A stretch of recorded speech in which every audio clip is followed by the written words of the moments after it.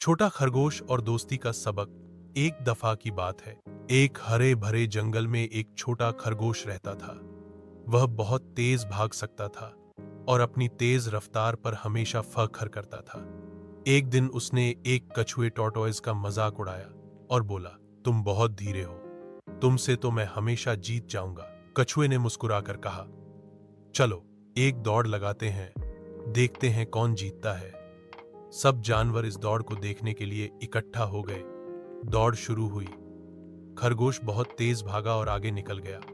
फिर उसने सोचा, मैं बहुत आगे हूं, जरा आराम कर लेता हूं। खरगोश सो गया, लेकिन कछुआ धीरे धीरे बिना रुके चलता रहा। आखिरकार कछुआ मंजिल तक पहुंच गया और जीत गया। जब खरगोश जागा तो उसने देखा कि सब जानवर कछुए को मुबारकबाद दे रहे थे। सबक: कभी किसी का मजाक नहीं उड़ाना चाहिए। मेहनत और सब्र से हर मुश्किल जीती जा सकती है।